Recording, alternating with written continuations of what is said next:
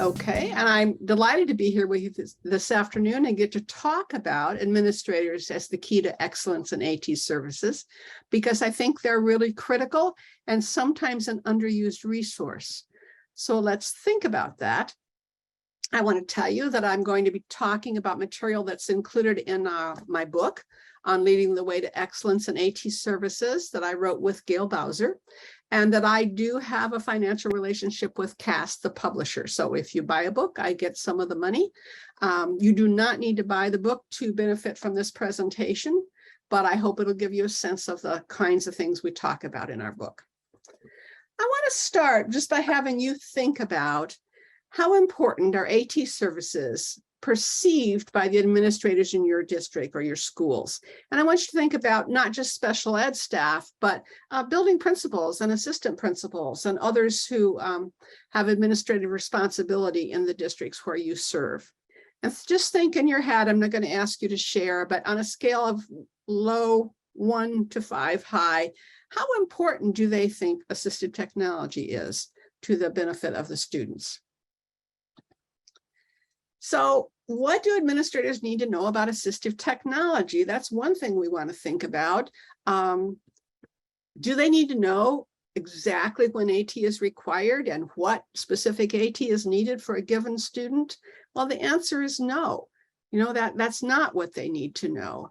The IEP teams need to know that. But what I think administrators need to know is a general idea about what assistive technology is and how it benefits students with disabilities in general, because it can play an important role and they are sometimes the key to getting to assistive technology. So why administrators? Well, school administrators are the leaders for the programs that they serve. And remember, I'm not just talking about special education, but I'm talking about your building principals and assistant principals. Administrators control the budget, they control work assignments and time assignments. They're the ones that can make it possible for teachers to attend in-service or for you to provide an in-service that you think might be needed. But school administrators, especially general education administrators, often don't even realize that they have a role to play in assuring quality AT services. You know, change is inevitable, but I chose this little graphic of an arrow to say it's the direction that counts and that no programmatic change can take place without the help of administrators. So let's dig a little more deeply into that.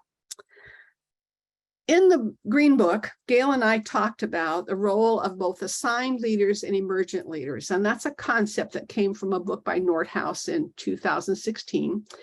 And he talked about the fact that some individuals are leaders because they have an assigned administrative position. So that's true of our school principals, our special ed directors, and other individuals may become leaders because they have knowledge about a specific program. And in assistive technology, that's the case, that many of you as an AT service provider are taking a leadership role in assistive technology. But you can't do it alone because you have to have the partnership with those assigned leaders like building administrators in order to make a difference. So there's some things both you and the school administrators can do. I just want to step back for a minute and say that, you know, leadership is really critical in every single field. And it's true in assistive technology that leaders are really necessary to develop and nurture a supportive culture for any change that's going to take place. And so administrators are the ones that can bring the stakeholders together to enable them to develop a shared vision of how AT can play a role in really enhancing student achievement. Administrators they need to understand how AT can contribute to a student's performance. And I'm not sure that's always the case. I have think back to a couple of districts I worked with in another state where I could review their IEPs. And these districts were pretty similar in size, about the same budgets, sort of similar socioeconomic needs in their district. And yet when I looked at the IEPs in the first district, students with learning disability, about 7% of them had AT in their IEP. When I looked at the IEPs in the neighboring district, over 40% had AT in their IEP. And I would say to you, I don't think that was a difference in students. I think that was a difference in staff and in vision and in access to assistive technology. So I think it's really critical to think about in the districts you serve, what do the administrators know about what assistive technology and what do they understand about their role as a leader? There's a lot of research about leadership in general in education. Not anything specific that we ever found about assistive technology, but we certainly can see by reviewing work like that by Leithwood, Harris, and Hopkins, who did an international synthesis of the research about successful school leadership.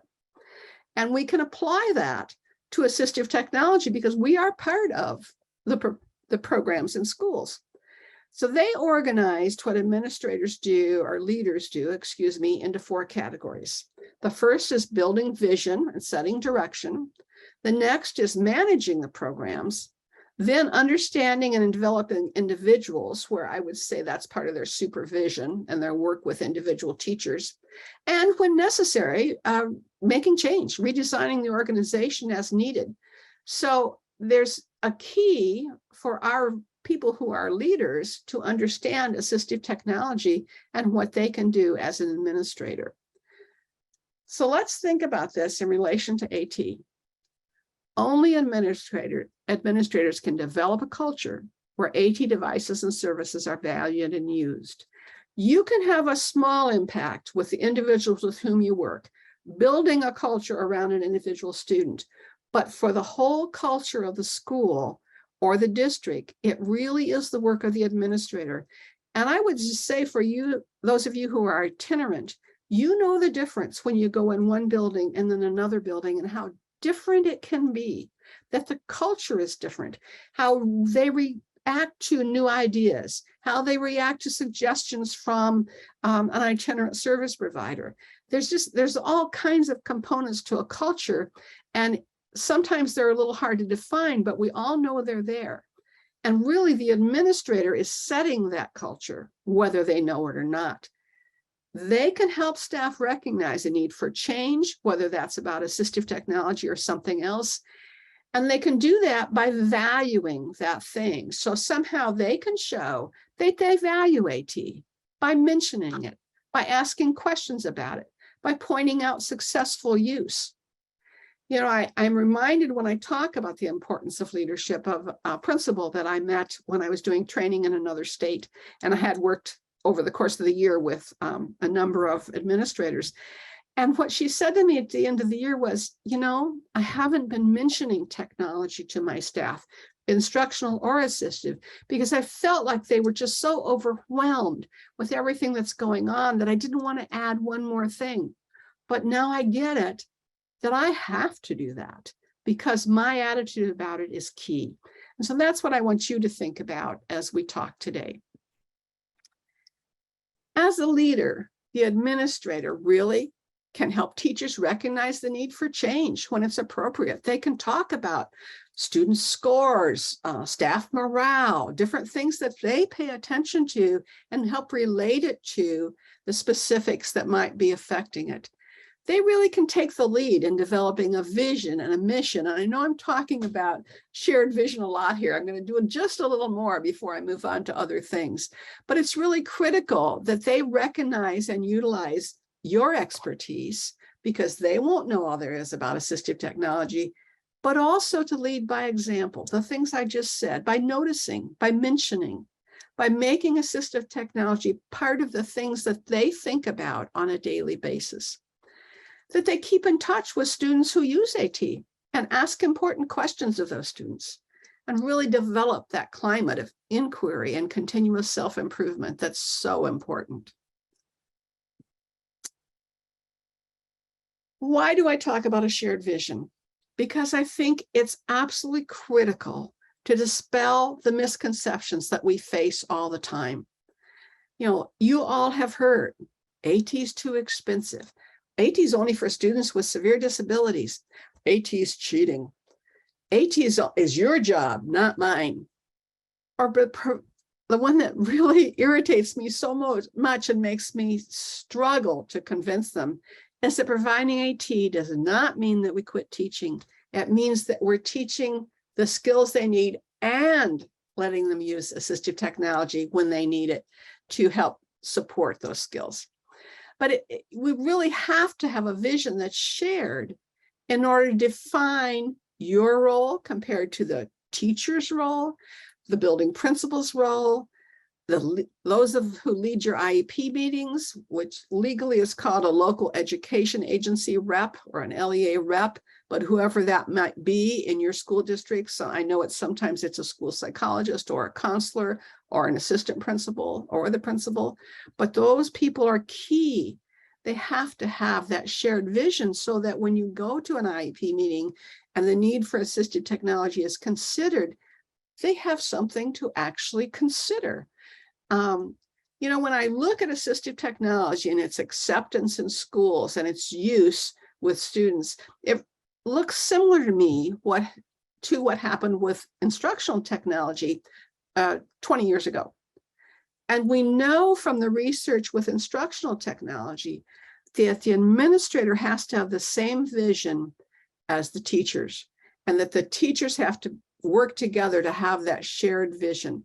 The research shows absolutely that instructional technology was adapted more rapidly and more broadly in the school buildings where the principals shared that vision, and that they struggled in the buildings where that wasn't true. And the same is true for assistive technology. You as a service provider cannot be the only one that has a vision of what assistive technology can do for students. It has to be shared. Every person has a vision. You may not think of it that way, and you may not know what that teacher's vision is that you're working with, but it impacts everything we say and do. And until we have a shared vision that includes how useful assistive technology can be, we can't really move forward at the same pace that we should be moving forward. And only administrators can help staff and students and families develop that vision. They have the capacity to bring people together, to set an agenda, to start that conversation, to lead that discussion. And their role in creating and supporting that vision is critical. You really can't do it. You can be part of the group as that's developed, and that's an important role. So your role in making sure there's a shared vision is really in drawing that administrator in, that assigned leader, and get them to see how important that is. In talking about a vision, I want to share one quote with you, and this is from Tony Chambers, who is a longtime special ed teacher in Wisconsin and also the mother of a child with a learning disability. And she wrote in the Wisconsin Council of Administrators of Special Services book about how to provide students with IEPs access to their grade level curriculum through text-to-speech. She wrote this on page 41. She said, "This isn't an either-or situation, but rather an and. Learning to read and learning to use with the use of technology to access curricula. We need to make it okay to normalize text-to-speech for learners who need it. We need to engage families in the discussion from early on. We need to collaborate, ask questions, and explore the possibilities that technology for text-to-speech has to offer. When we let the gap grow, we create additional challenges and barriers, not only to learning, but to the whole child and often the family. Providing access is far easier than restoring mental health." And I just thought her description of what our vision needs to be was so good and so clear that I really wanted to share that with you.